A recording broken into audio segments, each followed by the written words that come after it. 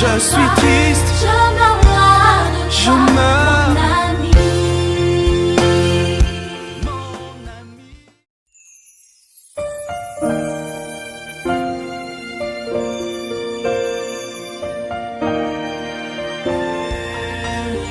Mon âme a soif de toi, mon cœur a faim de toi, mon ami.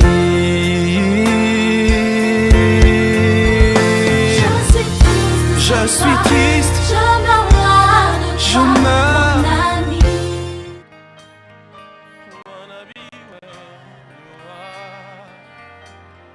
I wanna be where you are. I wanna be where you are. For your glory,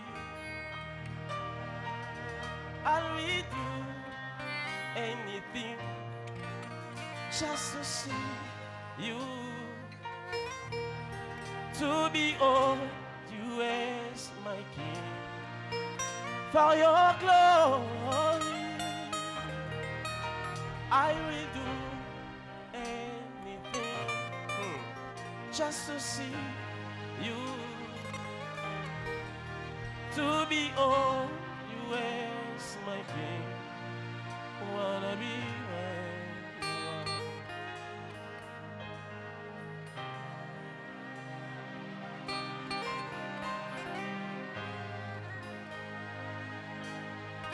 Wanna be where you are.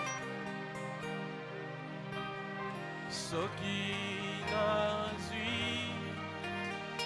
ngolue pai na yo yoka lelo Yesu motema nanga na umelia boss. Hey.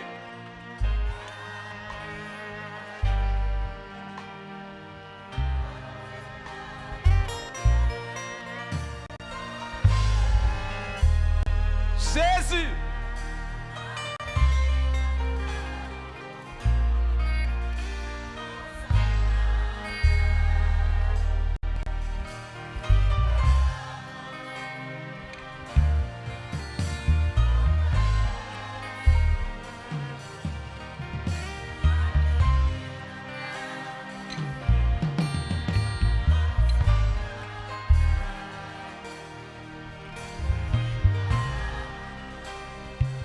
Nzambe.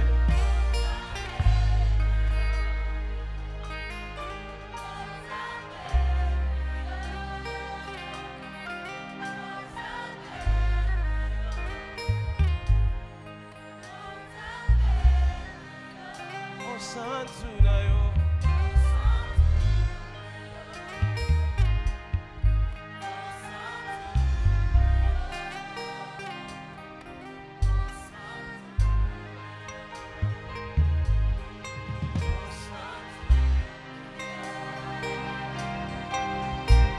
Soki nazwi Yesu ngolue pai na yo yoka lelo Yesu motema nanga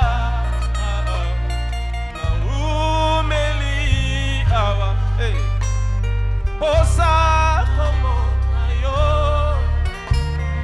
na la nakotika yote yawe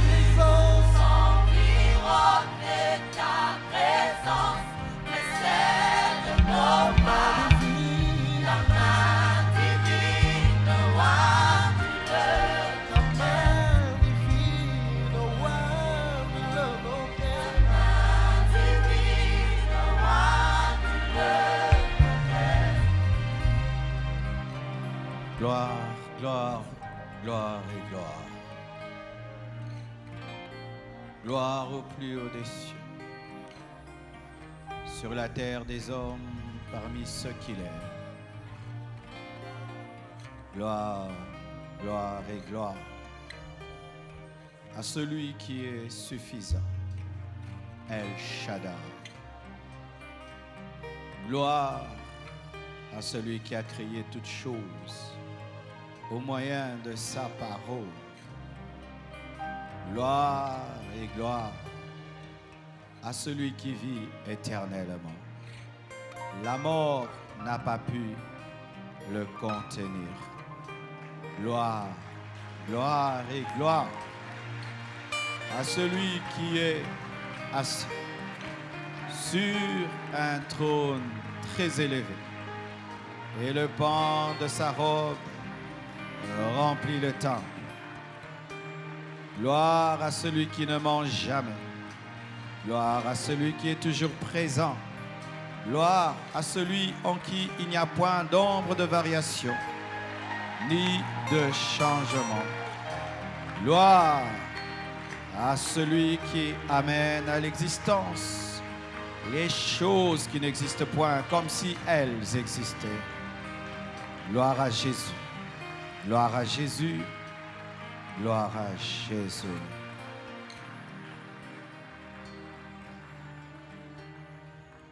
Quand il descend, l'atmosphère change.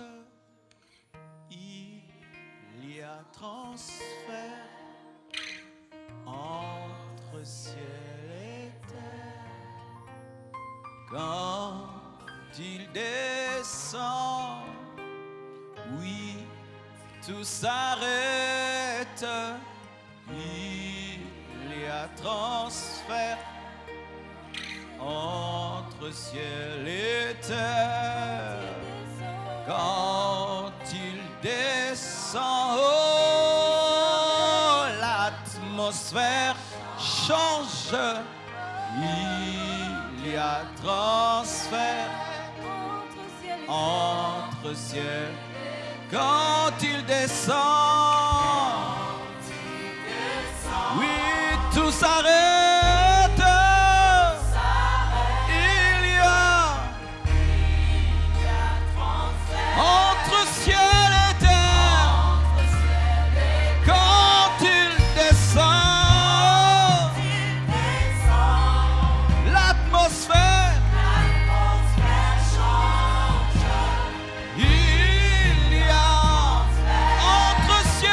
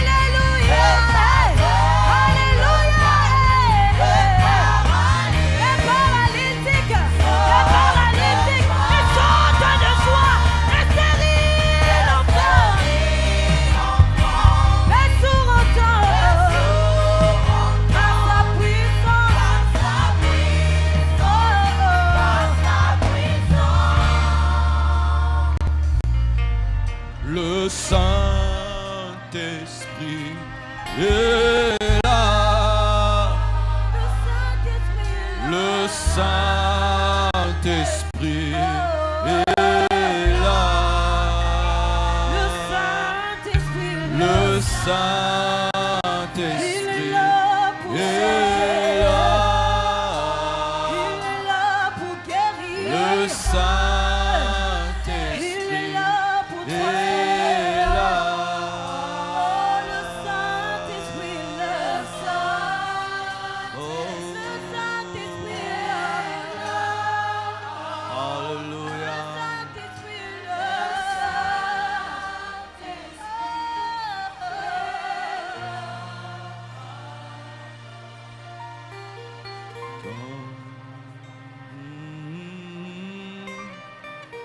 Il y a transfert, il y a transfert entre le ciel et la terre. Transfert, transfert, transfert, transfert, transfert, transfert. Oh, transfert. Prends maladie, prends ma maladie, donne-moi ta santé, donne-moi ta santé. Prends ma maladie,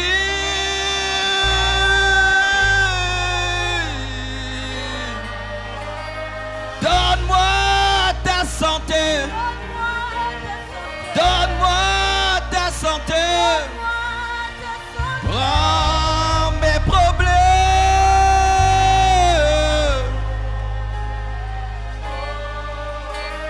Donne-moi tes solutions.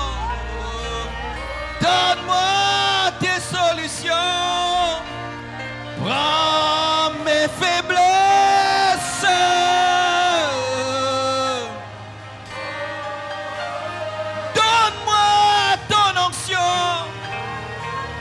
Donne-moi ton onction, il y a transfert, il y a transfert, il y a transfert, il y a transfert, alléluia,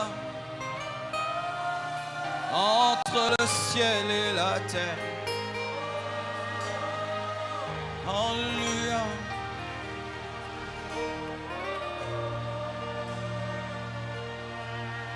Jacob a vu une échelle qui reliait le ciel et la terre.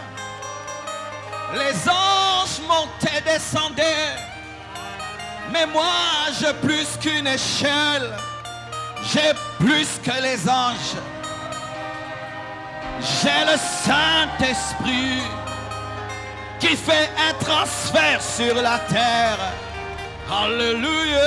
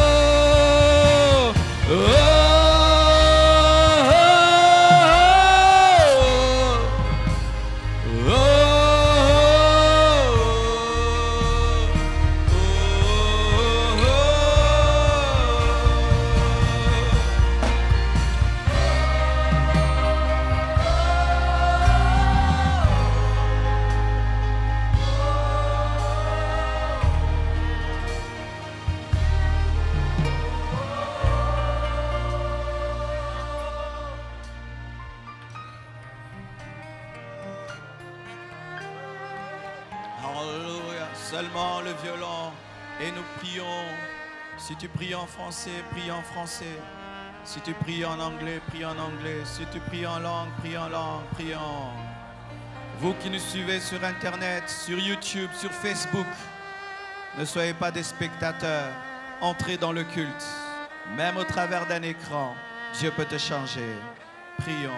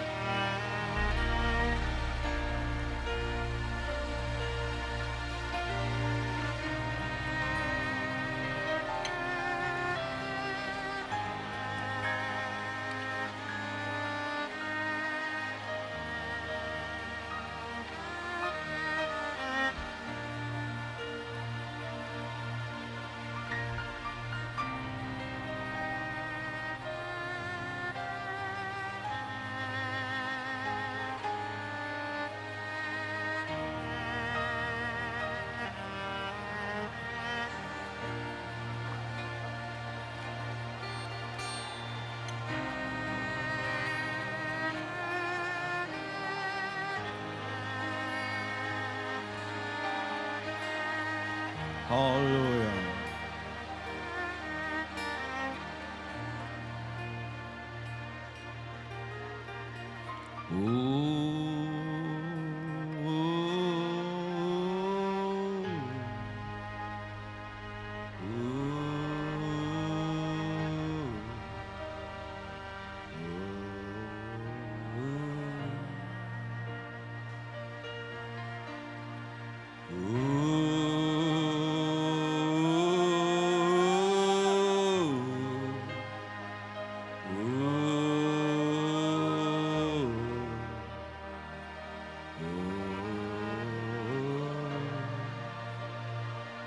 Praises.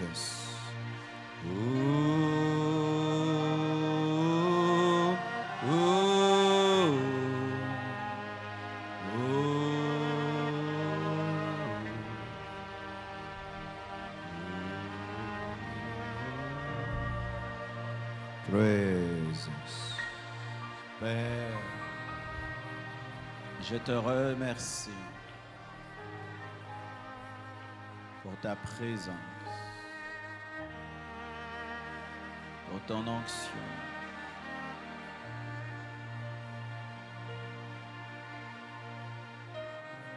Touche tout homme, toute femme venu devant toi ce matin. Que nul ne rentre tel qu'il est venu.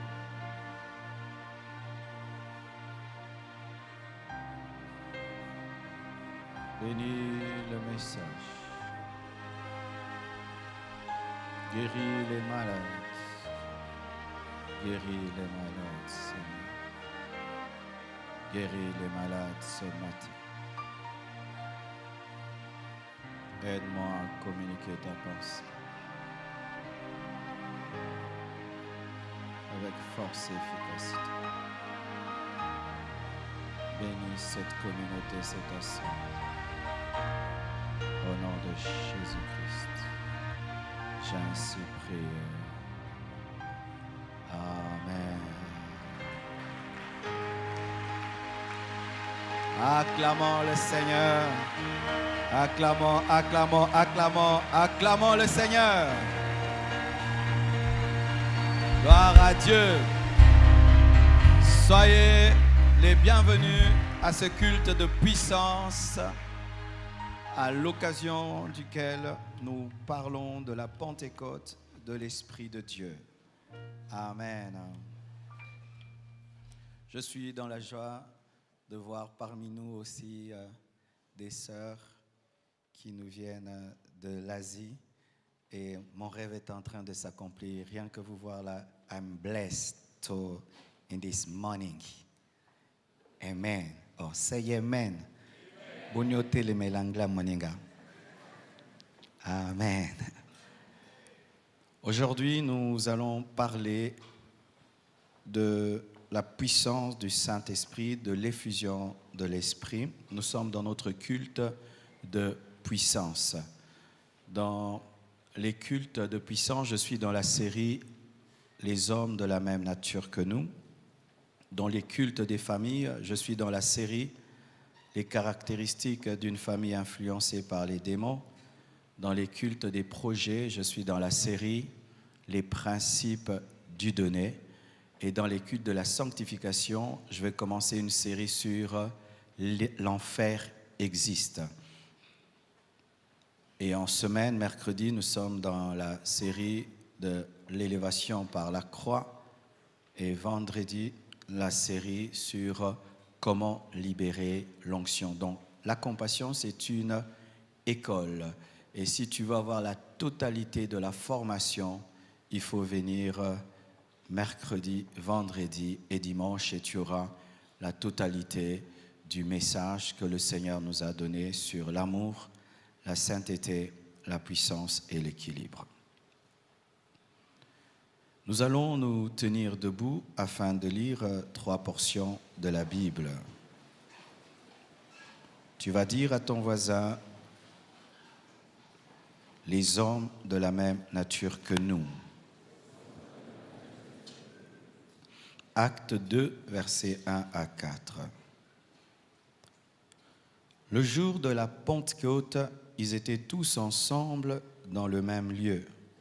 Tout à coup, il vint du ciel un bruit comme celui d'un vent impétueux, et il remplit toute la maison où ils étaient assis.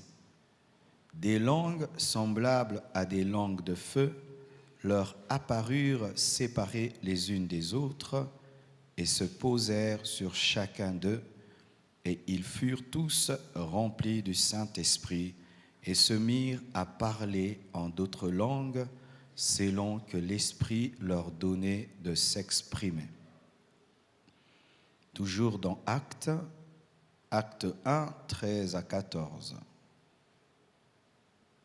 Quand ils furent arrivés, ils montèrent dans la chambre haute où ils se tenaient d'ordinaire. C'étaient Pierre, Jean, Jacques, André, Philippe, Thomas, Barthélemy, Matthieu, Jacques, fils d'Alphée, Simon les Zélotes, et Jude, fils de Jacques, tous d'un commun accord persévéraient dans la prière avec les femmes et Marie, mère de Jésus, et avec les frères de Jésus. Nous terminons avec Acte 1, 4 à 5.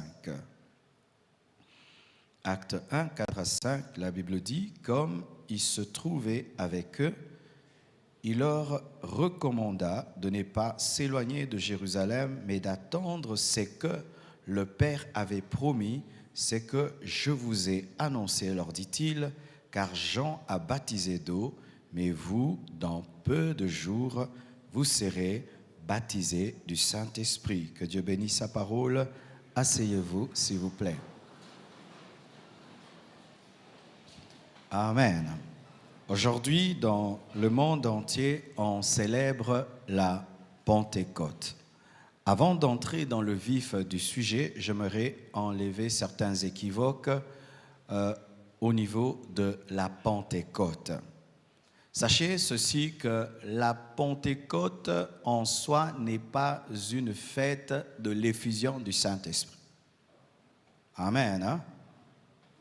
Pentecôte, ce n'est pas la fête premièrement de l'effusion du Saint-Esprit. La Pentecôte est l'une des 7 grandes fêtes juives.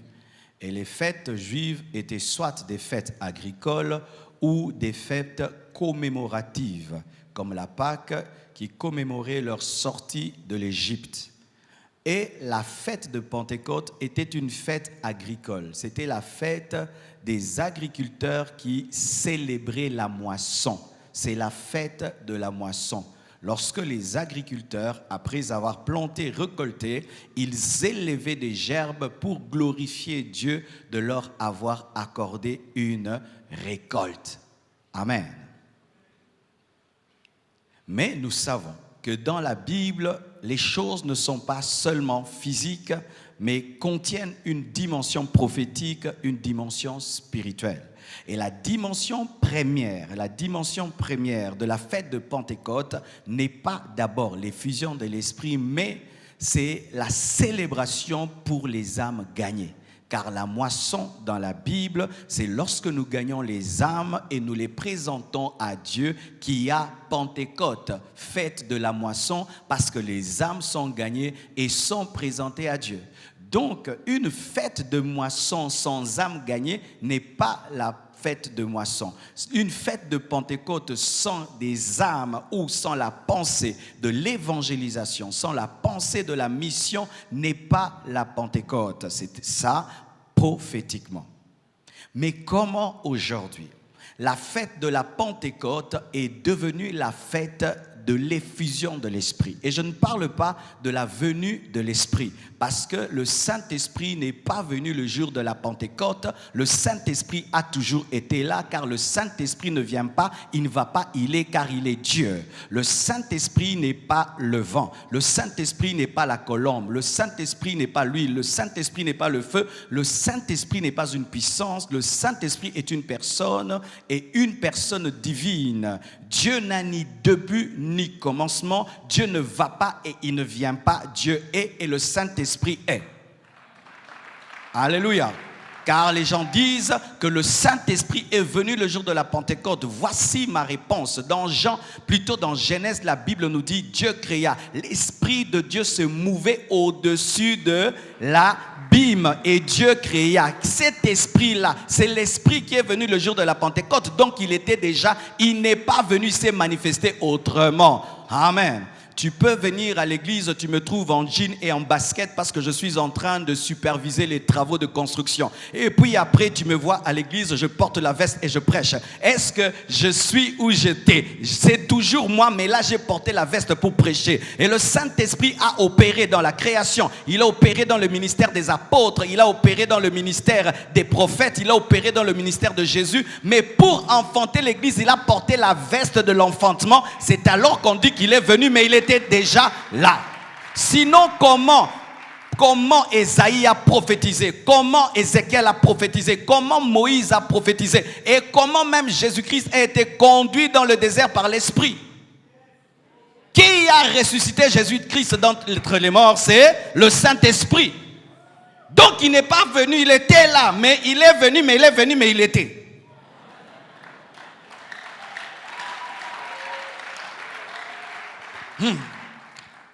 Aussi, lorsque même à l'église nous disons « Oh Dieu, envoie-nous l'Esprit », nous devons vraiment nous mettre d'accord, car lorsque nous disons « Envoie l'Esprit », en soi ce n'est pas le bon mot, c'est une manière de parler qui passe, amen, parce que Dieu peut comprendre un enfant quand il demande « Papa, achète-moi un avion ». En soi, le père comprend que l'enfant veut voyager, et comme l'enfant ne comprend pas qu'on n'a pas besoin d'acheter un avion pour voyager, le père comprend et il lui achète un billet.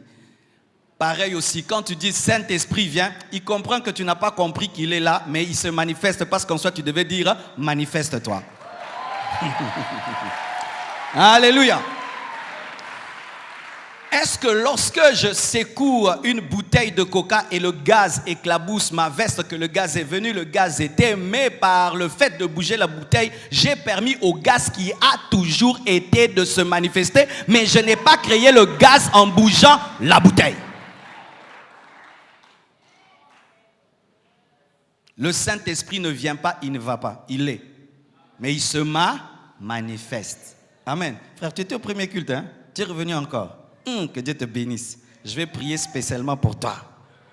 Amen. Frère, la gloutonnerie spirituelle est permise. C'est le péché permis. Donc, mes frères et sœurs, sachez que Pentecôte n'est pas la fête de la venue de l'Esprit, mais c'est une fête de l'effusion de l'Esprit, mais qui au préalable n'était pas la fête de l'effusion de l'Esprit, mais était une fête agricole. Mais pourquoi Dieu a permis qu'il y ait effusion de l'Esprit le jour de la Pentecôte. Et pourquoi aujourd'hui, nous ne parlons plus d'une fête agricole, mais nous parlons plus d'une fête spirituelle. C'est parce que l'effusion de l'Esprit est plus importante que la moisson physique. C'est pourquoi l'effusion de l'Esprit a avalé la moisson. C'est comme tu nais le 30 juin, le jour de l'indépendance du Congo. Mes frères, on va oublier ton anniversaire, on va se concentrer sur l'indépendance du Congo, mais tu es né. Mais ce qui est arrivé ce jour-là est tellement important que ta date d'anniversaire est oubliée. C'est pourquoi nous ne parlons plus de moisson, de gerbes ou de plantes, mais nous parlons de ce qui est arrivé parce qu'il y a eu coïncidence entre la fête de Pentecôte, moisson et la venue de l'Esprit. Amen. Maintenant, pourquoi Dieu a fait cela? Sachez mes frères que Dieu ne fait rien au hasard et surtout pas manifester son esprit. À cette dimension-là, il y avait un but. Dieu avait 3 buts. Il a fait ce qu'on appelle une pierre 3 coups. La sagesse de Dieu. La première stratégie de Dieu, c'était quoi? Envoyer l'esprit pour que l'esprit engendre l'église.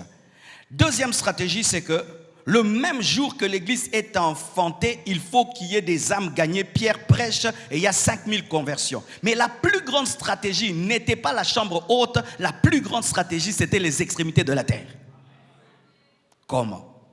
Voici. Chaque fois qu'Israël péchait, Dieu permettait à une nation étrangère de prendre les Juifs et de les amener en dehors d'Israël. Lorsque Israël sort de l'Égypte, plutôt lorsque Israël va en Égypte, on appelle ça esclavage. Mais lorsque Israël sort de l'Égypte, se retrouve en Canaan, mais se retrouve après dans une nation étrangère, on appelle ça déportation. Israël se retrouvait en déportation en Syrie, chez les Babyloniens, dans beaucoup de nations dans le monde. Beaucoup de Juifs n'habitaient plus Israël parce que Titus était venu et il avait détruit tellement de choses, de sorte, mes frères et sœurs, que plusieurs Juifs se retrouvaient dans le monde entier. Excusez-moi, en ce temps-là, ce n'est pas encore Titus, mais Israël se retrouvait en déportation. Alors, qu'est-ce qui se passait? Lorsqu'il y avait fête agricole, les Juifs, même s'ils se retrouvaient dans des nations païennes, revenaient en Israël pour célébrer avec leurs frères qui y sont restés la fête agricole. Mais comme les Juifs ont toujours un esprit de prosélytisme, c'est-à-dire ils ont toujours tendance à faire des disciples, à amener des nations à croire en leur Dieu. Ils ne se limitaient pas seulement eux à croire en leur Dieu, mais ils faisaient que des Romains, des Arabes, des Crètes, des Mèdes puissent croire en leur Dieu et ils devenaient leurs disciples dans la terre de déportation. Donc lorsque leur maître spirituel allait en Israël pour célébrer une fête juive, même les païens, même les Syriens, les Mèdes, les Arabes les accompagnaient. C'est alors que Dieu envoyait la bombe de l'effusion. Qu'est-ce qu'il a fait? Il s'est arrangé à envoyer l'Esprit le jour où le monde entier est en pèlerinage à Jérusalem pour que ces personnes soient touchées par la puissance du Saint-Esprit et par l'Évangile. Mais lorsqu'ils vont rentrer en Arabie, chez les Mèdes, chez les Perses, ils puissent pas seulement parler de la fête agricole, mais puissent dire il y a des hommes qui priaient et tout d'un coup ils ont commencé à parler notre langue. C'est alors que l'Évangile est arrivé jusqu'en Afrique. C'est comme si tu décides, lors d'un grand meeting politique, de répandre l'esprit pour que tous les présidents du monde qui sont là puissent savoir que Jésus-Christ existe. C'était une stratégie de Dieu. Mes frères et sœurs, chaque fois que Dieu te donne un rendez-vous pour toi, il a un rendez-vous pour les autres. Les apôtres pensaient qu'ils étaient dans la chambre haute pour eux, alors qu'ils étaient dans la chambre haute pour les extrémités de la terre, car il y avait des Arabes qui devaient entendre Jésus Seigneur dans leur langue. C'est pourquoi les disciples dans la chambre haute n'ont pas seulement parlé la langue des anges que nous parlons, mais ont aussi parlé des langues humaines qu'ils n'ont jamais étudiées. Ils ont parlé le grec, ils ont parlé l'arabe, ils ont parlé des langues qu'ils n'ont jamais étudiées, afin de démontrer aux nations que Dieu est le Dieu de toutes les langues.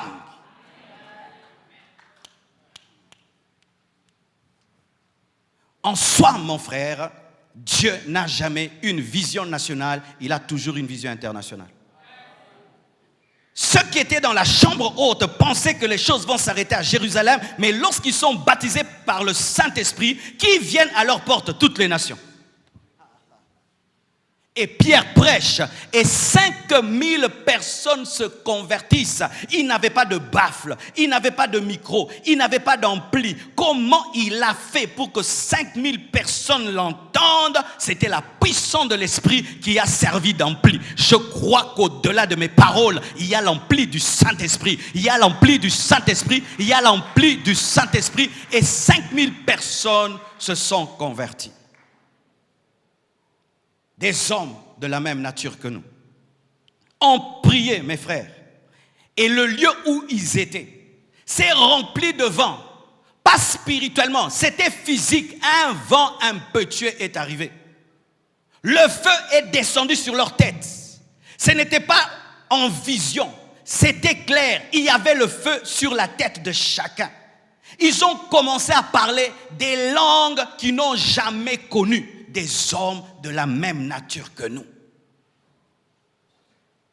Vous êtes dans votre quartier et vous entendez des gens prier dans un coin. Vous entendez la maison trembler, un vent entrer dans la maison et vous regardez, il y a du feu sur la tête de ces hommes. Vous allez dire, il y a des anges dans cette maison-là.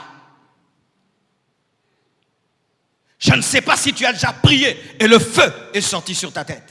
Je ne sais pas si tu as déjà prié et un vent est entré dans ta chambre, mais les apôtres ont expérimenté cette expérience. Chaque fois qu'une chose extraordinaire arrive, l'homme a toujours tendance à dire, ce ne sont pas des hommes ordinaires, ce ne sont pas des hommes comme moi. Mais heureusement, avant acte 2, verset 1, il y a eu acte 1, verset 4 qui nous a dit qui était dans la chambre.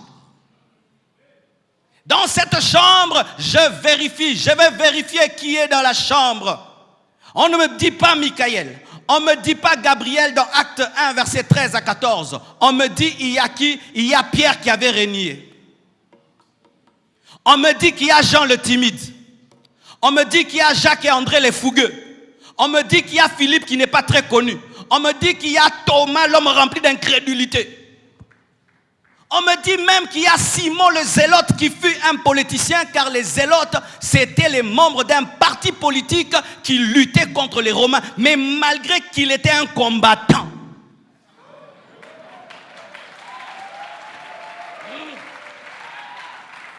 malgré qu'il était un combattant, le feu est tombé sur lui. Et on me dit aussi qu'il y avait des femmes. Même les femmes ont déclenché le feu. Je crois que l'homme peut recevoir le feu et la femme peut recevoir le feu. Je crois que l'homme peut recevoir le feu et la femme peut recevoir le feu. Il y avait des femmes dans la chambre haute. Vous qui êtes opposés au ministère des femmes, qu'est-ce que ces femmes faisaient là? Qu'est-ce que les femmes faisaient là? Elles ont eu le même feu que Pierre, le même feu que Matthieu. Maman, tu as le même Saint-Esprit que moi.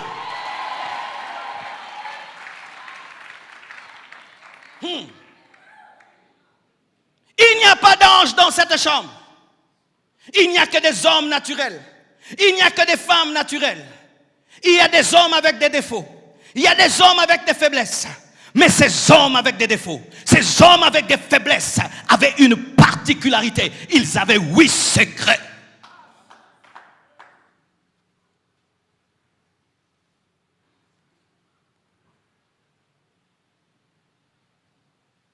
Lorsque tu vois un homme prier et le feu tombe, ne sois pas complexé. Demande-lui son secret. Qu'est-ce que tu fais? Lorsque tu vois un homme prier et le vent souffle, ne sois pas complexé. Cherche son secret. C'est un homme de la même nature que toi. Il a eu un passé, il a renié Jésus, il a eu un passé, il était un zélote, il a eu un passé, il a eu des faiblesses, mais Dieu dans sa grâce lui a permis de comprendre des choses que tu ne comprends pas, et si tu comprends ces choses, tu auras les mêmes résultats, car Dieu ne fait exception de personne. Je dis Dieu ne fait exception de personne. Le message que je vous donne, ce n'est pas pour avoir un bon culte. Parce que souvent dans les églises, quand c'est la Pentecôte, c'est quand les églises se souviennent que le Saint-Esprit existe. Dans cette église, nous nous souvenons du Saint-Esprit tous les jours. Amen. Vendredi, on avait déjà vendredi de Pentecôte, n'est-ce pas? Qui était là vendredi? C'était l'étude biblique, mais pentecôtiste. Mercredi, on avait déjà Pentecôte. Donc, ce n'est pas aujourd'hui qu'on va faire des choses parce que c'est dimanche de Pentecôte. C'est ce qui m'étonne souvent. Il y a des églises froides. Tous les jours, de janvier jusqu'en décembre, ne parlent jamais de la puissance, ni des miracles, ni de guérison. Mais aujourd'hui, tous les pasteurs, oh le Saint-Esprit. Frère, si tu n'appelles pas chérie ta femme à la maison, tu l'appelles chérie dans une fête, ce n'est pas chérie. On ne se souvient pas du Saint-Esprit le jour de la Pentecôte. C'est comme si tu te souviens de ta femme le jour que tu l'as épousée. C'est le jour que tu lui donnes des cadeaux. Les jours de la fête de votre mariage, c'est le jour où tu te souviens de ta femme. Tous les jours, tu ne lui dis pas je t'aime. Mais les jours de votre anniversaire, chérie, je t'amène au restaurant. Le Saint-Esprit, on ne vit pas comme ça avec lui. C'est une personne dont tu dois prendre soin tous les jours et avoir tous les jours conscience de lui. C'est pourquoi je ne vais pas te donner des principes pour un culte. Je vais te donner des principes pour la vie. Je te dis des principes pour la vie. Comment ces hommes ont prié, de sorte que le feu est tombé, de sorte que le lieu où ils étaient était rempli de tempêtes.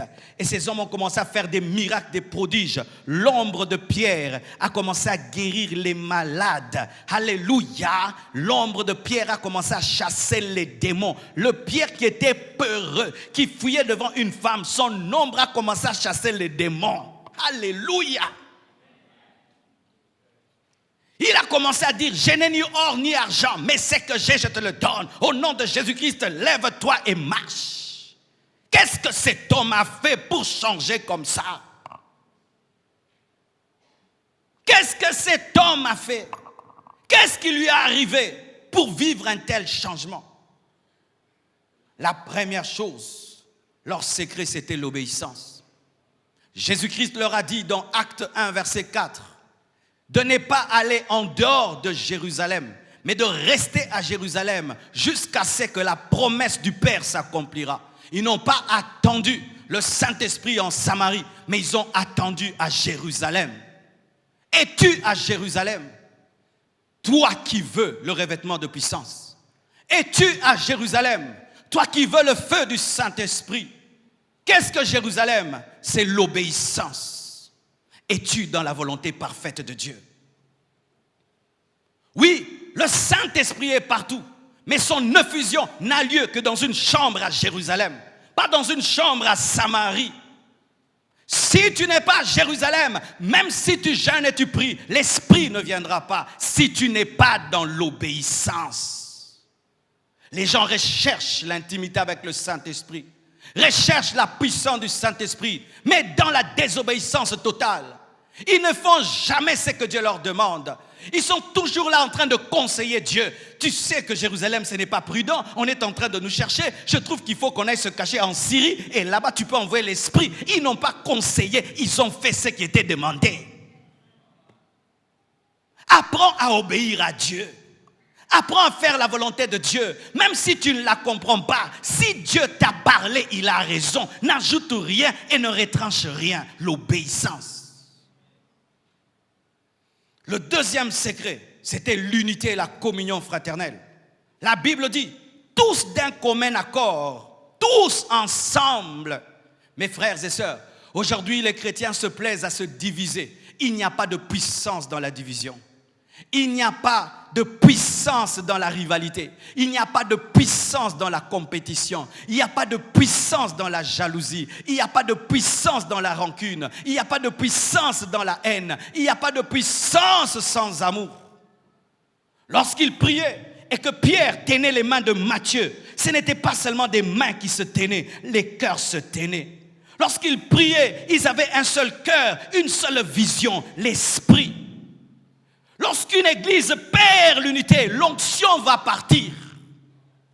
Lorsqu'un département perd l'unité, l'onction va partir. Lorsque vous parlez derrière le dos de vos présidents des départements, il n'y aura pas de puissance dans vos départements. La puissance de Dieu tombe sur l'unité. Lorsque Élie a voulu que le feu de Dieu tombe, il a pris 12 pierres qui symbolisent les 12 tribus d'Israël. Il n'a pas pris 10 pierres ni 11, 12 pierres, toutes les tribus pour que le feu tombe.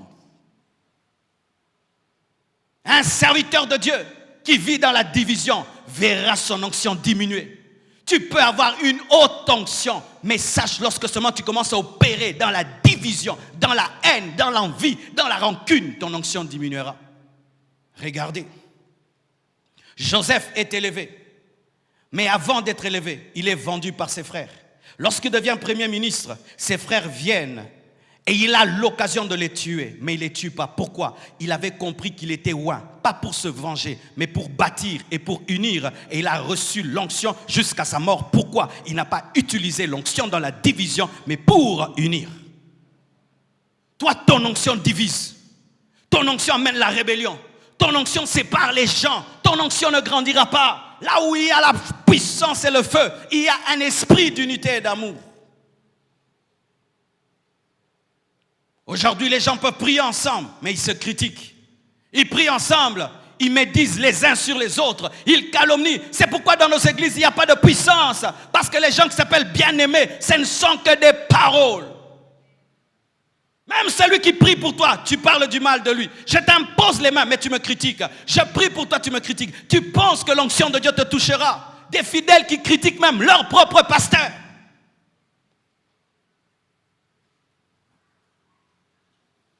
Ils étaient unis. Un homme d'onction travaille dans l'unité et recherche l'unité.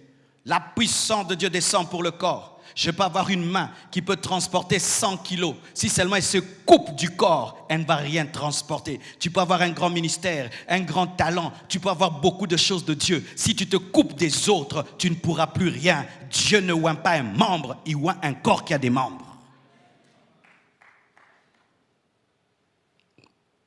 Troisièmement, la soif. Ces hommes étaient caractérisés d'une soif. Dans Acte 1, verset 14, la Bible dit « Tous d'un commun accord, persévérer dans la prière. » La Bible nous dit « La prière fervente du juste a une grande efficacité. » Les hommes dans la chambre haute priaient. Ils priaient, ils demandaient « Seigneur, accomplis ta promesse, accomplis ta promesse, accomplis ta promesse. » Tu ne peux pas dire que tu as soif de Dieu si tu ne pries pas. La soif se révèle par la prière, mes frères. Tu ne peux pas dire que tu désires Dieu, mais si tu ne le cherches pas. Tout homme qui a soif de Dieu fléchit ses genoux et cherche Dieu. Et tout homme qui a soif de Dieu a un lieu où il le cherche. Cherchez-vous Dieu dans vos maisons? Il y a des gens qui ne cherchent Dieu qu'à l'église. Il y a des gens qui ne cherchent Dieu qu'au culte. C'est maintenant qu'il va beaucoup prier. Mais quand il est à la maison, il ne cherche pas Dieu. Eux cherchaient, prier. Et ils ont prié pendant des jours et des jours et des jours et des jours et des jours et des jours. Pas une semaine, plus de 2 semaines. Ils ont prié. Est-ce que vous priez? Et vous priez pendant combien d'heures? Certains, c'est seulement ici que vous priez. Si c'est seulement ici que tu manges, quelle sera ta santé? Si seulement ici que tu te laves, qu'est-ce que sera ta santé? La plupart, c'est à l'église que vous atteignez vos plus hauts niveaux de prière. Un homme de prière, son plus haut niveau de prière, c'est à la maison. Ce n'est pas à l'église. Mais si ton plus haut niveau de prière, tu l'atteins ici, tu es comme celui qui mange que dans une fête et qui se lave que pour une fête. Quelle sera la condition de ta peau? Quelle sera la condition de ta santé? Oui, mes frères, nous parlons de la Pentecôte, mais parlons de la Pentecôte en profondeur. Parce que souvent on parle de la Pentecôte, oui, l'Esprit est venu, mais entrons en profondeur. La Bible ne nous présente pas ce qui est arrivé dans la chambre haute pour qu'on puisse réciter, mais pour nous défier à le devenir. Combien d'heures vous priez? Quel est le lieu où tu rencontres Dieu? Oui, mes frères, c'est vrai, Dieu est partout. Mais j'ai remarqué que les hommes de prière ont souvent un endroit où ils rencontrent Dieu. Tu vois, même quand tu viens à l'église, tu aimes bien t'asseoir quelque part. Pourquoi? C'est là que tu te concentres. Mais Dieu est partout, il parle partout. Mais tu as un endroit où tu aimes t'asseoir pour te concentrer. Il en est de même. Tu peux manger partout dans ta maison, mais la salle à manger est faite pour manger. Tu peux dormir partout dans ta maison, mais la chambre est faite pour dormir. Et tu peux prier partout dans ta maison, mais tu dois aussi avoir un lieu précis pour cela. Tous les hommes de prière trouvent toujours un endroit où ils sont le plus concentrés dans leur maison. Si jusque-là, tu n'as pas trouvé un lieu, tu n'as pas de vie de prière. Car même dans l'amour, on trouve toujours un endroit. Des fois à la véranda, sous un arbre, n'est-ce pas? J'avais une cousine qui recevait souvent son fiancé chez nous. Ils avaient l'habitude d'être sous l'arbre. Pourquoi? C'est là-bas où il y avait le flot.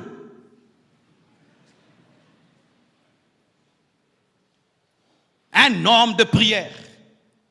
Tu finiras par remarquer qu'il prie souvent quelque part. Mais un homme, il prie des fois ici, il prie là. Il n'a pas encore la vie de prière. Tu n'es pas encore scotché. Tu n'es pas encore collé. C'était des hommes qui priaient et qui demandaient les choses spirituelles. Mon frère, demande les choses spirituelles, tu auras les choses matérielles. Car les choses spirituelles sont élevées au-dessus des choses matérielles. Le même Pierre qui était un pêcheur de poissons, lorsqu'il a reçu l'Esprit, il était capable de dominer sur les pêcheurs de poissons. Et il avait tout ce que les pêcheurs de poissons avaient, mais il avait plus que cela, la puissance et l'onction. Priez mes frères, priez le matin, priez la nuit. Des fois même, improviser une prière, parce qu'en matière de nourriture, je peux manger le matin, mais si on me donne un biscuit, je peux manger. Il arrive aussi des fois, tu reçois un biscuit spirituel dans ta voiture et tu sens rababa shakaba biscuit. Tu ne vas pas dire ce n'est pas mon heure de prier, ce n'est pas mon heure de manger, c'est Dieu qui te donne une friandise spirituelle. Entre dans cette onction et ça te fera de bien. Mes frères et sœurs, priez, priez, priez, priez, priez. Et ne priez pas seulement parce que vous voulez, priez parce qu'il faut prier. Je ne respire pas parce que j'ai envie de respirer, je respire parce que je dois respirer. Et je ne prie pas seulement parce que je sens l'envie de prier, je prie parce que je dois prier, je dois respirer, je dois prier. Même si je n'ai pas envie, je vais prier.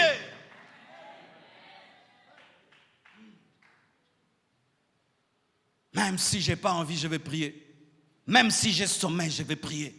Même si je suis fatigué, je vais prier. Même si je n'arrive pas à sortir de mon lit, même sur le lit, randa, ba, alléluia. Même s'il y a la distraction autour de moi, je vais prier. Même si tout autour de moi m'empêche de prier, je vais prier. Si je suis fatigué d'être à genoux, je me tiens debout. Je suis fatigué d'être debout, je m'assieds. Si je suis fatigué de m'asseoir, je m'agenouille encore. Si je suis fatigué de tout, je prie en dormant. Mais je vais prier.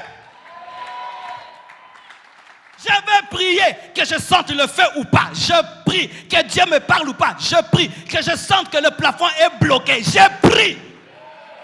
Alléluia. L'Esprit me dit de parler aux gens qui vivent des sensations.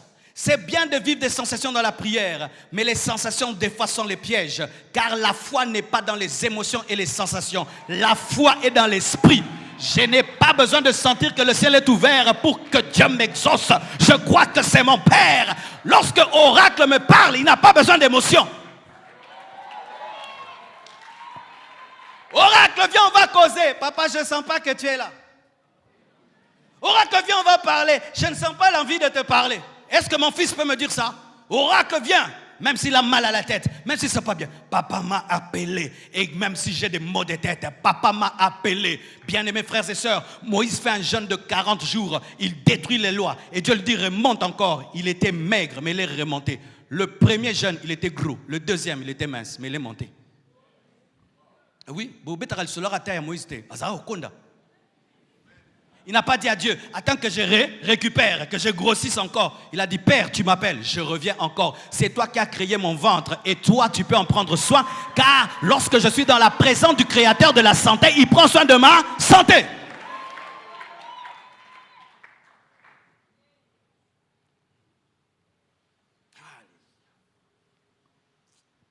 Les problèmes des chrétiens. Vous voulez beaucoup de choses, mais vous ne priez pas. Vous voulez que Dieu fasse pour vous beaucoup de choses, mais vous ne priez pas. Vous êtes comme un sportif. Il veut battre les records du monde, mais il n'apprend pas à respirer. L'une des conditions pour être un grand sportif, tu dois apprendre à respirer. Parce que la respiration permet de battre les records. C'est pourquoi dans le dopage, la plupart des sportifs s'injectent quoi? De l'oxygène. De l'oxygène. Ils se transfusent même du sang plus oxygéné que leur sang. Pourquoi? Parce que la puissance est dans l'oxygène. Le cerveau respire. Vous savez cela? Alléluia. Le cerveau se nourrit d'oxygène. Si seulement tu enlèves l'oxygène ici, le cerveau ne va plus fonctionner. Et vous, votre oxygène, c'est la présence de Dieu. C'est la présence de Dieu. C'est la présence de Dieu. C'est la présence de Dieu. Tu ne peux pas te réveiller sans prier. Tu ne peux pas faire des choses sans prier. Tu ne peux pas affronter la vie sans prier. Tu ne peux pas. Je ne peux pas monter ici sans prier. Je ne peux pas. Je ne peux pas oser. Si j'ose, je vais tomber. Je vais tomber. Si j'ose, je tombe.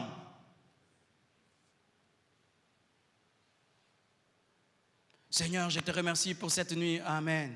Seigneur, je te recommande cette journée. Amen. Seigneur, bénis cette nourriture. Amen. C'est comme ça que tu pries.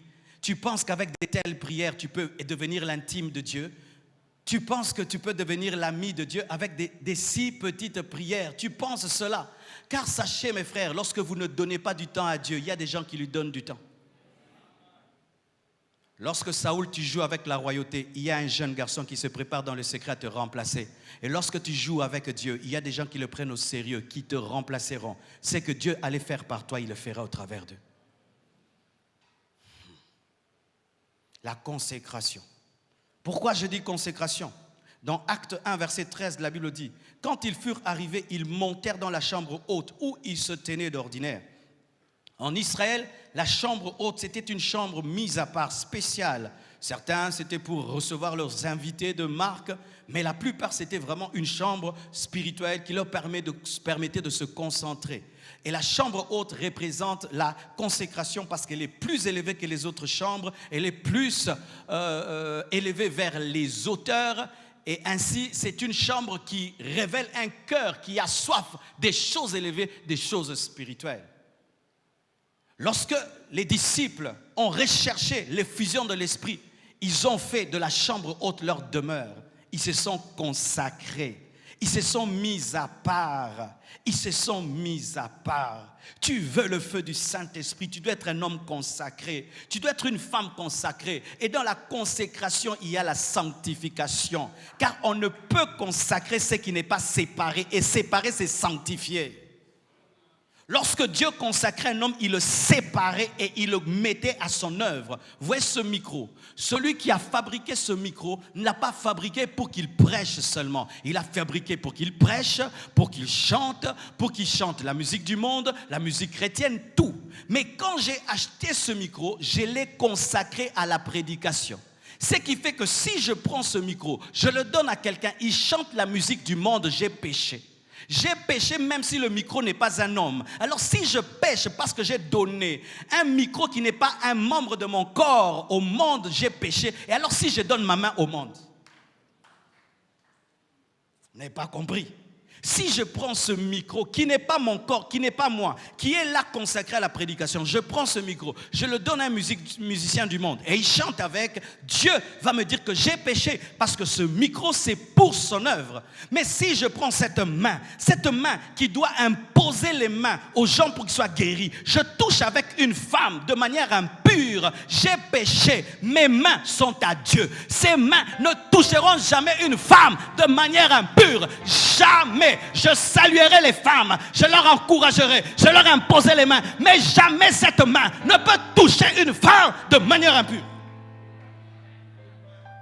Des gens qui imposent les mains, mais qui touchent aussi mal les femmes. Comment Dieu va t'utiliser? Des gens qui prêchent, mais ils mentent aussi. Ta bouche prêche et tu mens. Ta bouche prêche la vérité, mais tu es aussi dans le mensonge. Comment tu es consacré? Tes pieds qui doivent aller à l'église vont aussi dans la maison du féticheur, vont dans les boîtes, vont dans des choses bizarres. Tes pieds. Tu peux prendre ton vêtement là, tu donnes à quelqu'un, il va se prostituer avec et puis il te ramène. Non, cette veste c'est pour prêcher.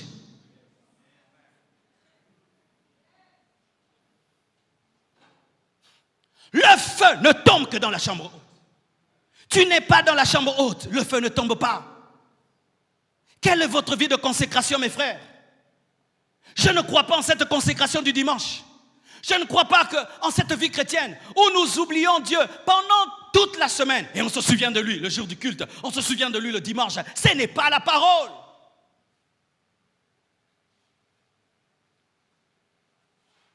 Je ne crois pas en cette consécration. où on donne à Dieu une partie de nos vies. Et le reste, nous gardons pour nous. Une partie de nos vies. Et le reste est au diable. Si on te présentait une pomme à moitié pourrie, vas-tu la manger? On te dit, prends le couteau, coupe une partie, enlève la partie pourrie et mange le reste. Aucun de vous ne pourra manger, à moins que tu sois un gourmand. Tu diras quoi? Si la partie droite est pourrie, même si la partie gauche ne l'est pas, c'est sûr que les microbes qui sont dans la partie droite sont entrés dans la partie gauche. Et c'est sûr, lorsqu'une personne ne se donne pas totalement à Dieu et donne à Dieu une partie d'elle, même la partie donnée est pourrie.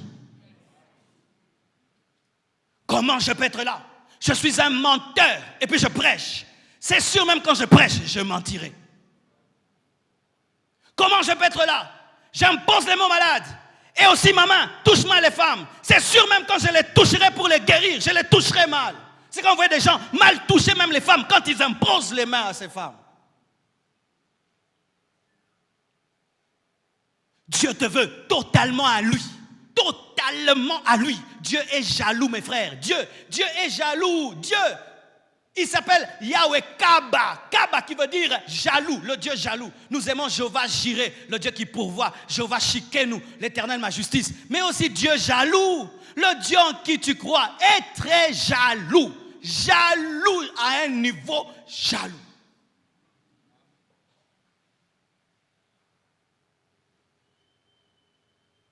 C'est ainsi, mes frères, que nous prions et nous attendons que Dieu nous oigne, que Dieu nous utilise, nous disons Pentecôte, Pentecôte, Pentecôte. Et vous voyez des chrétiens sans puissance, sans onction, ils n'ont pas de chambre haute.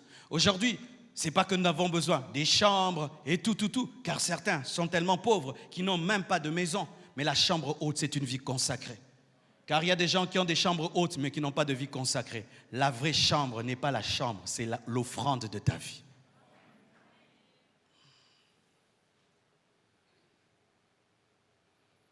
Cinquièmement, la persévérance dans une bonne habitude. La Bible dit, dans Actes 1,13, quand ils furent arrivés, ils montèrent dans la chambre haute où ils se tenaient d'ordinaire. Donc c'était une habitude. Mes frères et sœurs, il était démontré que le succès est la sommation des bonnes habitudes. Tu ne vas pas avoir une habitude de péché et puis un jour tu vas trouver la puissance de Dieu. Tu ne vas pas avoir une vie de distraction et puis un jour tu auras une forte onction. Si tu sèmes le maïs, tu dois récolter le maïs. Si tu sèmes pour la chair, tu vas récolter la corruption. Mais c'est seulement dans l'église que les gens pensent qu'ils peuvent s'aimer le maïs et ils vont récolter des fraises. Si un cultivateur sème des maïs et puis il va annoncer à sa clientèle, je veux vous vendre des fraises, il est fou. Et lorsque tu as une vie dans la chair, une vie dans le péché, une vie sans consécration, une vie sans discipline, et tu attends la puissance, tu as sémé le maïs, tu cherches à avoir des fraises.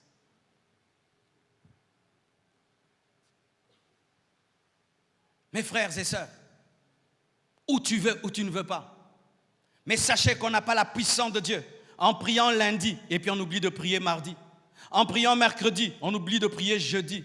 En priant beaucoup pendant le jeûne qu'on fait au début de l'année Alpha 40. Il y a des gens, c'est seulement pendant Alpha 40 qui prient.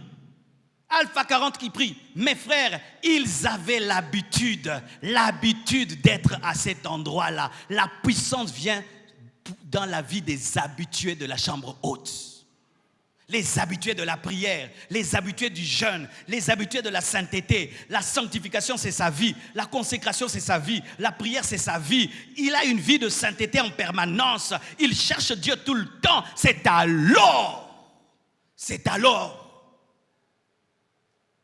Où étais-tu samedi? Il y en a qui samedi sont dans des lieux de péché et dimanche ils sont là. Oh Dieu, le Saint-Esprit est là, les Saint-Esprit. Il était aussi dans la boîte de nuit là. Il était aussi dans l'hôtel d'impudicité là. Il était là quand tu volais. Il était là. Le samedi, il était là. Mais tu l'as attristé. Et maintenant, tu veux que ce dimanche, Dieu t'utilise. C'est ça. Les gens mènent une vie de péché. Et quand vient dimanche, Dieu va m'utiliser. Dieu n'utilise pas une heure. Il utilise une vie.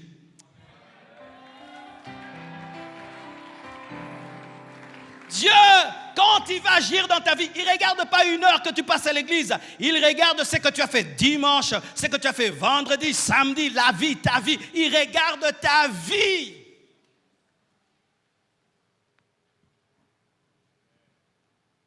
La persévérance. J'aimerais encourager toutes les personnes qui ont des bonnes habitudes. Il a été démontré ceci, que les bonnes habitudes s'acquièrent difficilement. Mais les mauvaises, très très facilement. Et si tu as déjà des habitudes de lecture de la parole, de méditation, de sanctification, de consécration, garde cela jalousement. Car j'ai remarqué, si tu oses seulement perdre la vie de prière pendant 1 mois, tu risques de la retrouver après 6 mois. N'est-ce pas? Perdre la vie de prière, retrouver, c'est un combat comme pas possible parce que le diable veille que tu ne retrouves pas cette vie-là. Mais avoir une vie de prière tous les jours, c'est un combat de tous les jours.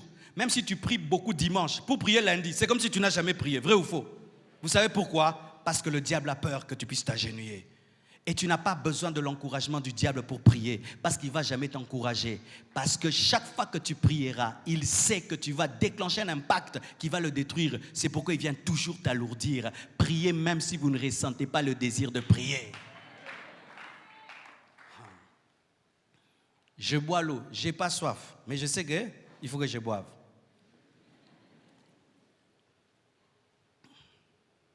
Ça me fait du bien, même si je n'ai pas eu soif. Comme c'est l'eau, et je suis fait d'eau, ça aide. Et tu es fait de Dieu. 6e chose, la foi en la promesse de Jésus-Christ et en l'existence du Saint-Esprit. Acte 1, verset 8, la Bible dit « Mais vous recevrez une puissance, le Saint-Esprit survenant sur vous, et vous serez mes témoins à Jérusalem, dans toute la Judée, dans la Samarie et jusqu'aux extrémités de la terre. » La foi en la promesse de Jésus. Je vous assure, mes frères, tu ne peux pas payer le prix de rechercher la puissance de l'Esprit et le feu de l'Esprit si tu ne crois pas que Dieu existe. Celui qui s'approche de Dieu doit croire que Dieu existe. Même si je ne le vois pas, il existe. Dieu avec moi, Dieu existe. Même si je ne le touche pas, Dieu existe. Je n'ai pas besoin de voir le vent pour croire que le vent existe. Je n'ai pas besoin de voir l'air pour croire que l'air existe. Et lorsque je crois que le vent existe, un jour, le vent va se manifester, il va bouger les arbres. Les arbres qui bougent ne créent pas le vent, mais révèlent le vent. Que Dieu fasse un miracle ou pas, Dieu existe. Que Dieu me bénisse ou pas, Dieu existe. Le vent n'existe pas lorsque les arbres bougent, mais les vents bougent les arbres pour que tu saches qu'il existe, mais il existait. Et Dieu fait des miracles pour que tu saches qu'il existe, mais ce n'est pas parce qu'il le fait qu'il est. Il a toujours été avant. Abraham, Dieu est Dieu avant Isaac. Mais il te donne Isaac pour que tu saches qu'il t'aime, mais il existe avant cela. Vous devez croire que Dieu existe. J'ai remarqué que les hommes qui croient que Dieu existe prient longtemps. Parce que frère, comment je peux prier longtemps si je ne crois pas que Dieu existe? Je vais m'ennuyer. Oh Père éternel, au nom de Jésus. Et puis ma tête me dit, au fait, tu fais quoi là? Tu es en train de parler toi-même. Arrête. Amen. Mais si je crois que Dieu est là, Père Tout-Puissant, Rumayagazai, Rekebababashanda, Runtakabazando Lobrobobobo. Marcelo, tu vois quoi? Je le vois avec les yeux de mon cœur. Alléluia. Oui, je crois que Dieu existe parce que je crois de tout mon cœur que l'univers ne s'est pas créé lui-même, mais il y a quelqu'un qui a créé l'univers. Je crois que Dieu existe parce qu'un univers aussi parfait ne peut être créé par le hasard. Dieu existe. Je n'ai jamais vu l'homme qui a créé cette chair, mais je crois que cette chair ne s'est pas créée toute seule. Il y a quelqu'un, il y a une intelligence. Et si je peux croire qu'il y a quelqu'un qui a créé cette chair, même si je ne l'ai pas vu, je crois aussi que quelqu'un a créé le ciel, la terre, l'univers et tout ce qu'elle renferme. Je crois.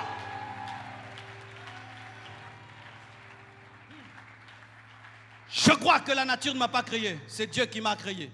Mais il a placé l'intelligence dans la nature. Les chromosomes étaient créés par Dieu. L'ADN créé par Dieu. L'atome créé par Dieu. Il paraît que quand tu entres dans l'atome, tu trouves l'univers comme l'univers que nous avons, mais en petit. Waouh! Il paraît que si tu étudies le diamant c'est tout un univers. Et vous imaginez que dans des si petites choses, il peut y avoir l'organisation, ça qui est intelligence. Rien qu'organiser ta maison, tu n'arrives pas. Mais un corps aussi organisé que le tien, et tu veux dire que personne n'a fait. Lorsque vous voyez cette télévision, n'est-ce pas que quelqu'un l'a placée? Est-ce que vous l'avez vue? Mais nous savons qu'elle ne peut pas se placer toute seule. Mais quand je vois la lune,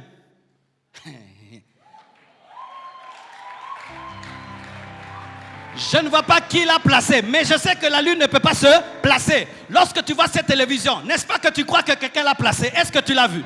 Quand je vois le soleil, je sais aussi que quelqu'un l'a placé, parce que le soleil ne peut pas se placer toute seule. Lorsque tu vois ces lampes, n'est-ce pas que quelqu'un les a placées? Oui, je crois aussi que les étoiles, quelqu'un les a placées. Dieu existe, Dieu existe, Dieu existe, Dieu existe, Dieu existe, Dieu existe. J'avais un ami qui, dans le coin de sa chambre, avait une chaise et il la mettait là. Et il disait à Dieu, Dieu, assis-toi un peu, on va causer. Le pasteur Guy, vous connaissez? Pasteur Guy Roger de la Résurrection. Il mettait là. Et puis il disait, Dieu, mais je ne te comprends pas. Et des fois, il priait comme ça. Père, vraiment, je ne te comprends plus vraiment. Ah, vraiment, pas comme ça, hein, Seigneur. Et alors les gens qui étaient de l'autre côté, qui le voyaient prier, disaient, oh, tu causes avec qui? Oh, avec papa. Où? Sur la chaise vide. Non, toi tu vois personne, il y a quelqu'un. Hein? Dieu vraiment, ah non, hein? Ah non, hein? Non. Une telle personne peut prier 4 heures du temps. Parce que quand tu causes avec un ami, tu peux causer 5 heures du temps, n'est-ce pas? Parce que l'existence te donne la conversation. Mais quand tu commences à douter que Dieu existe, tu vas prier, oh Dieu, alléluia, alléluia, alléluia, Seigneur, Seigneur, Seigneur, amen, amen, amen.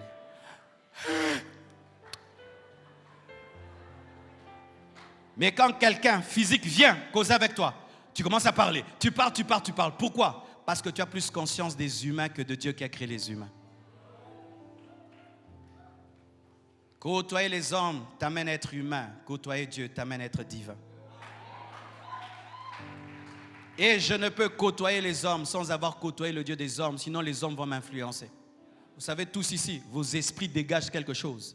Mais vos esprits ne peuvent pas m'atteindre parce que j'ai été avec le grand esprit avant de vous rencontrer et je vous influence.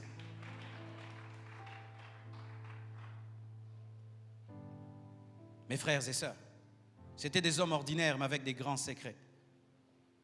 Une autre chose, ils avaient la conscience de leur incapacité sans le Saint-Esprit. Pourquoi je dis cela? Dans Actes 2, verset 4, on dit « Ils furent tous remplis du Saint-Esprit ». Lorsque souvent nous parlons remplis du Saint-Esprit, nous regardons la plénitude. Mais on ne remplit que ce qui est vide. Ils étaient vides, c'est pourquoi ils étaient remplis. Ils ont été vidés pour être remplis. Regardez cette bouteille, elle est à demi pleine. Alors si je dois la remplir, je ne mettrai pas beaucoup d'eau parce qu'elle est déjà, elle a en partie de l'eau. Mais si elle est vide, j'y mettrai beaucoup. Tu veux que Dieu mette beaucoup? N'aie rien. Sois vidé de ton orgueil. Sois vidé de ta personnalité. Et Dieu te remplira de lui-même. Dieu a attendu qu'Abraham soit vieux pour lui donner Isaac, afin qu'il ne dise pas, c'est ma force, c'est ma capacité, mais qu'il dise, c'est l'Éternel qui a rendu féconde ma femme. Laissez-vous vider par Dieu. Laissez-vous creuser par Dieu et vous recevrez beaucoup. Mes frères et sœurs, tous les hommes que vous connaissez qui ont une forte onction pour recevoir cette onction ont été creusés par Dieu pour que Dieu dépose beaucoup. Car lorsque c'est plein, Dieu n'a rien à donner. Il n'a rien à faire. C'est pourquoi certains, vous recevez une onction que pendant le culte et après il n'y a plus rien. Vous étiez tellement remplis que Dieu vous a donné des miettes. Mais quand tu viens comme un vase vide, tu n'es rien du tout. Tu verras ce que Dieu fera. Même les hommes de Dieu que vous connaissez, qui ont bougé cette nation, ont été des vases vides. Je connais certains Mes frères, ils entraient dans la chambre, s'enfermaient pendant 21 jours avec une bouteille, un bidon de 5 litres d'eau.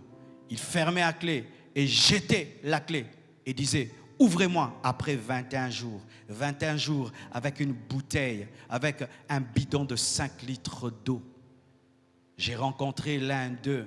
Un jour, j'étais protocolaire. J'étais à la porte et je l'ai reçu. Cet homme est passé à côté de moi. Le vent de son corps dégageait l'onction de Dieu. Il est passé, j'ai senti l'onction passer avec lui. Et quand il marchait, j'avais l'impression qu'il planait. Ce n'est pas qu'il faisait des choses, il montait à la chair. Mais moi, je sentais que cet homme, il était comme il planait. Je sentais qu'il venait d'autre part.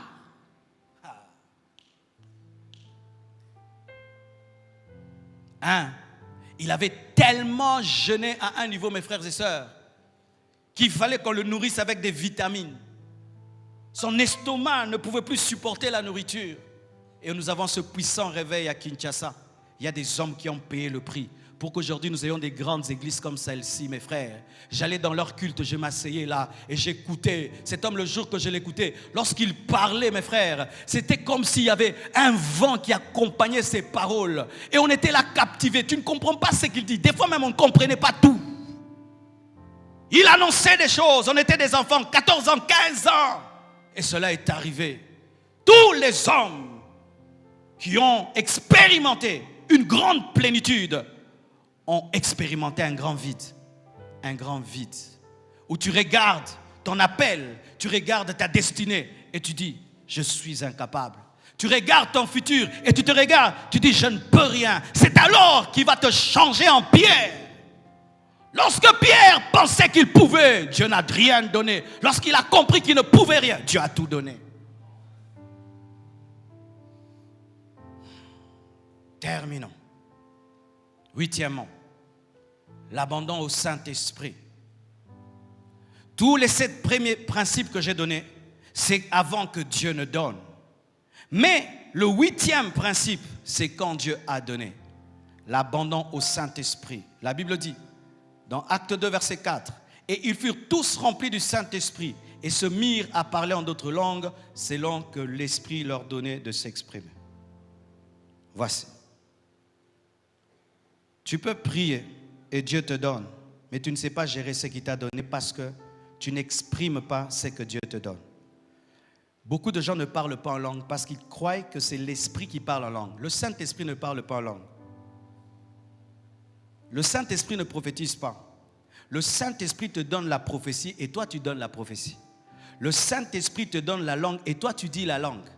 Et beaucoup de gens ne parlent pas en langue parce qu'ils attendent que le Saint-Esprit parle à leur place, alors que le Saint-Esprit t'inspire et toi tu parles. C'est comme là. Ce n'est pas le Saint-Esprit qui est en train de prêcher. C'est Marcelo qui prêche par le Saint-Esprit. Il me donne les paroles jeudi. La même prédication, on peut la donner à quelqu'un d'autre, le même thème, les 8 points, et l'Esprit parlera, mais il n'y aura pas la même manière de parler parce qu'il y a la manière de parler de Marcelo et la manière de parler de Dave. Mais maintenant, le problème, le voici, c'est que nous attendons que le Saint-Esprit prêche.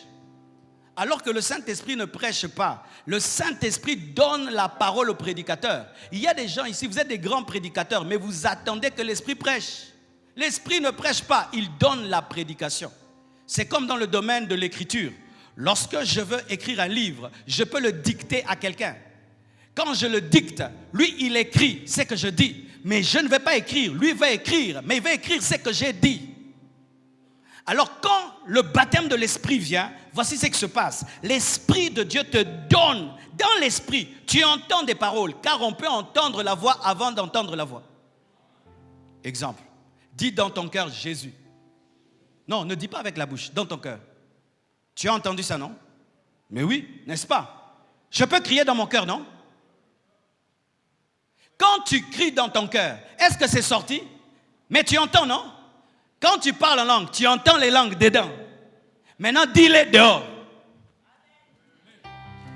C'est pareil aussi avec la prophétie. La prophétie, tu vois, quand tu cries Jésus dedans, tu entends, non? Pareil aussi, la prophétie commence à l'intérieur et puis finit dehors. Mais pour qu'elle finisse dehors, tes langues, ta bouche doit collaborer. C'est pourquoi on appelle ça le don vocal, le don labial. Le Saint-Esprit te donne le don de guérison, mais lui ne va pas imposer les mains. C'est à toi d'imposer les mains et lui va guérir. Le problème, c'est que les gens cherchent à ce que le Saint-Esprit guérisse, mais sans le corps. Mais alors, pourquoi il t'a appelé? Quand j'étais à New York, il y avait un frère, il jouait bien au drum. Et j'ai dit au frère, brother, you beat very well. Et puis, pris d'humilité, il me dit, no, it's not me, it's not me. Et le pasteur Donny, qui était à côté de moi, qui est un musicien, il dit, oh, brother, it's you, it's not the Holy Spirit. Holy Spirit gave you anointing and you beat. Donna, qui joue au piano? C'est Donna ou le Saint-Esprit? Mais par le Saint-Esprit, il a besoin de tes mains. Mais ton problème, c'est que tu es un grand pianiste, mais tu ne peux pas utiliser les doigts. Tu es un grand prédicateur, tu n'aimes pas utiliser la bouche. Tu as un don de guérison, tu n'aimes pas imposer les mains. Tu es un homme qui doit écrire des livres, mais tu n'aimes pas toucher un bic.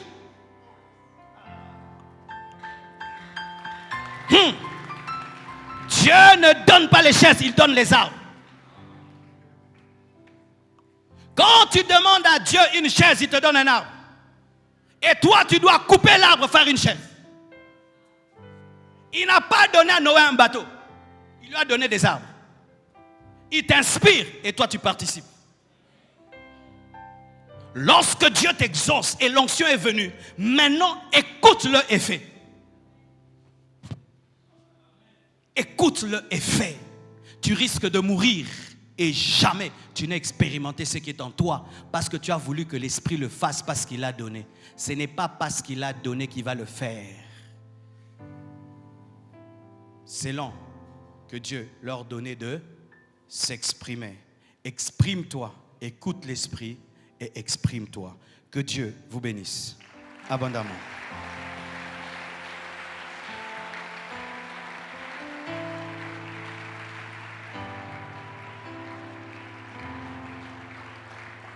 Nous nous tenons debout, nous allons prier.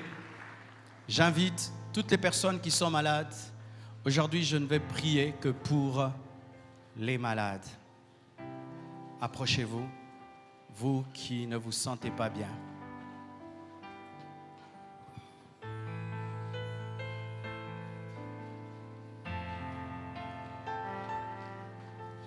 Il y a transfert entre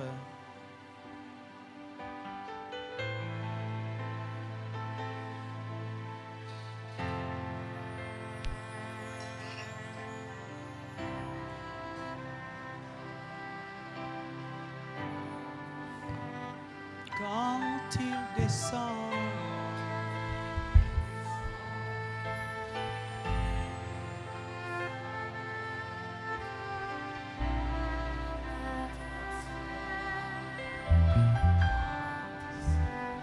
Quand il descend.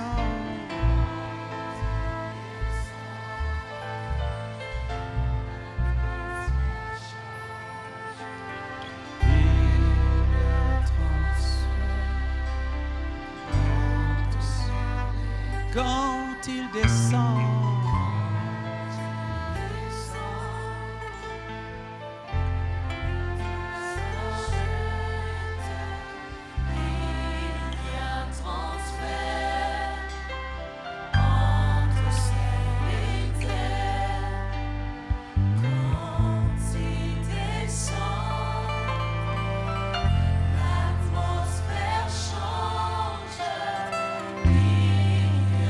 Transfert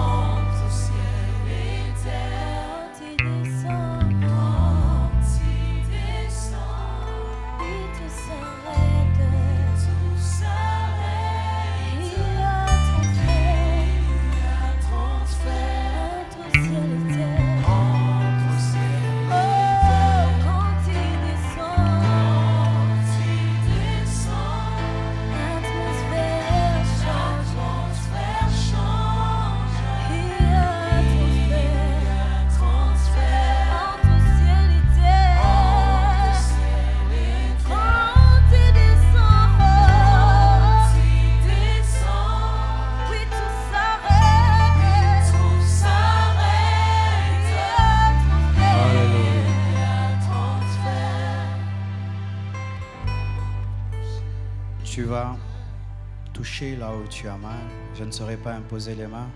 Vous êtes trop nombreux. Tu vas toucher là où tu as mal.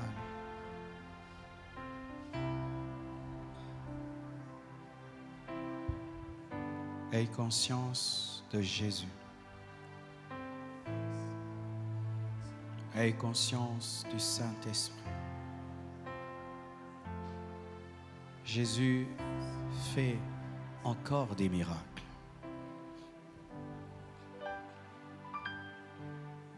J'aimerais vous donner ce témoignage que j'ai reçu provenant d'un bien-aimé qui est à l'étranger. Il m'a appelé sur WhatsApp et on avait prié ensemble lors de la naissance de sa fille. Les médecins avaient déclaré l'enfant mongol et anémique. Mais cet homme, ce père, avait refusé.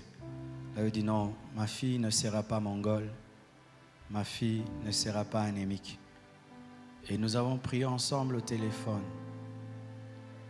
Et la semaine passée, il m'envoie la photo et un voice, la photo de sa fille. Il dit, regarde cette fille, on l'avait déclarée mongole, mais regarde, elle grandit, elle n'a aucun signe d'une mongole. Et en plus de cela, elle qui avait été déclarée anémique, Dieu l'a guérie, elle n'est pas anémique. Ni mongole, ni anémique. Et je crois que le Seigneur va faire en vous ce matin des miracles. Saint-Esprit, Esprit de guérison, Esprit de miracle et de prodige, je te prie de te mouvoir. Je les amène, Seigneur, dans la salle d'hôpital céleste. Je les amène à l'hôpital de la croix. Je les amène à l'hôpital des meurtrissures de Jésus. Je les amène auprès du médecin Jésus. Je les amène au-devant de toi, Seigneur. Tu connais chaque maladie. Tu connais chaque source de maladie. Je te demande de les guérir. Je demande que tu opères des miracles et des prodiges.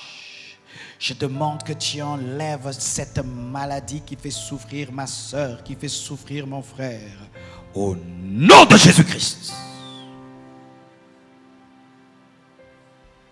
Quelle que soit l'origine de ta maladie, je commande à ta maladie de te quitter.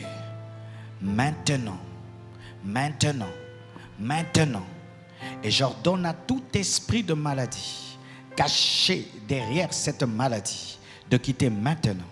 Quitter, quitter, quitter, quitter, quitter, quitter, quitter, quitter, quitter au nom de Jésus-Christ de Nazareth. Je prie que tu guérisses les os. Je prie que tu guérisses, Seigneur, les épaules, que tu guérisses, Seigneur Dieu de gloire, les hanches, que tu guérisses, Seigneur Dieu de gloire, tous les organes internes. Je prie que tu guérisses les peaux. Je prie que tu guérisses, Seigneur Dieu de gloire, les nerfs, les cerveaux, les yeux, au nom de Jésus-Christ.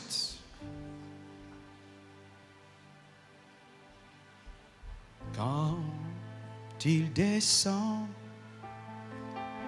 oui, tout s'arrête.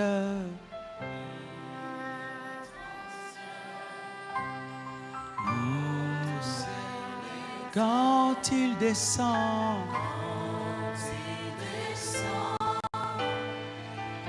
l'atmosphère change, il y a transfert entre ciel et terre. le Saint-Esprit, sois dans sa présence. Laisse-le te guérir, laisse-le s'occuper de toi. Laisse-le s'occuper de toi ce matin. Le Saint-Esprit,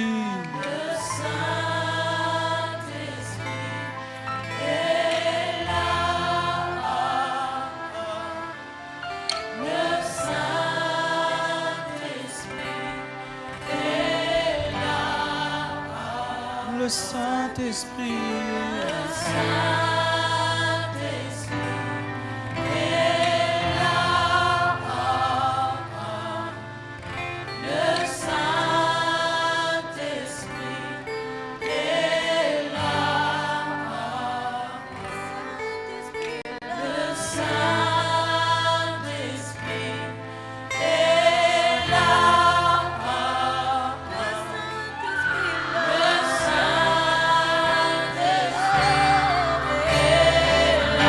Les maladies. Yes. Yes. Saute de joie. Les stériles. Les stériles enfantent. Yes.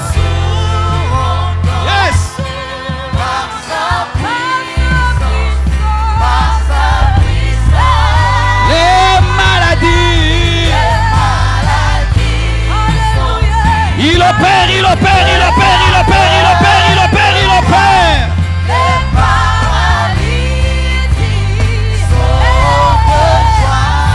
Soyez guéris, soyez guéris, soyez guéris, soyez guéris, soyez guéris.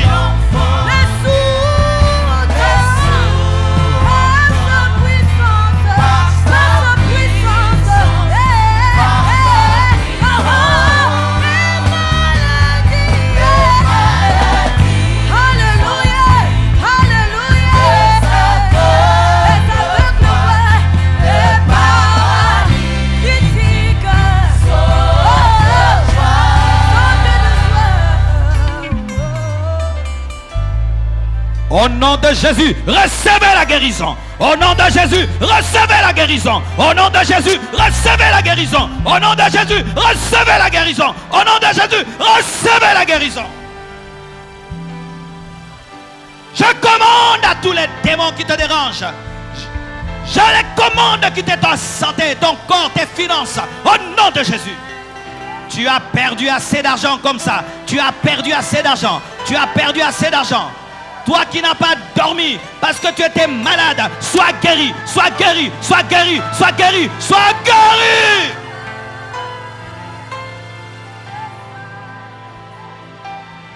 Père, que des miracles et des prodiges s'opèrent au milieu de ton peuple. Là où les médecins ont échoué, que ta puissance se manifeste. Là où les hommes ont pronostiqué la mort, que ta vie se révèle. Je te déclare guéri. Je te déclare guéri. Je te déclare guéri. Je te déclare guéri. Je te déclare guéri. Rendons grâce à Dieu. Remercie le Seigneur pour ta guérison. Les maladies.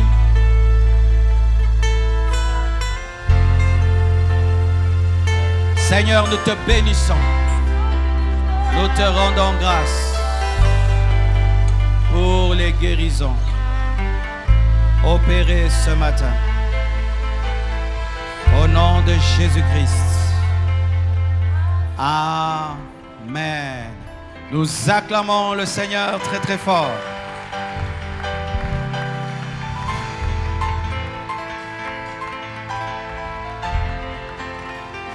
Gloire à Dieu. Je crois que Dieu a guéri des malades ce matin. Je crois que Dieu a guéri des malades ce matin. Car il est le même hier, aujourd'hui et demain. Alors, on ne sait pas prendre les témoignages. Il y a le troisième culte.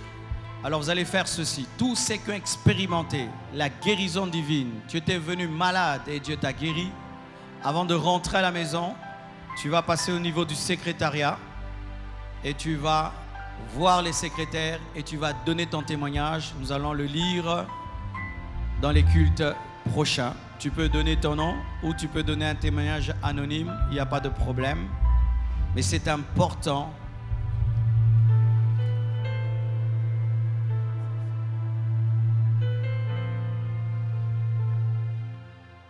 Mais c'est important de témoigner parce que ça nourrit la foi des autres. Tu vois, quand j'avais témoigné de l'enfant qui avait l'anémie SS au Burundi et qui était guéri, le frère qui était en Europe aussi a cru et sa fille qui était mongole et qui était anémique aussi a été guérie. Et tu peux témoigner de quelque chose ici et quelqu'un a le même cas que toi, il croit et Dieu le guérit. C'est comme ça que les témoignages provoquent un miracle qui n'en finit jamais. Amen.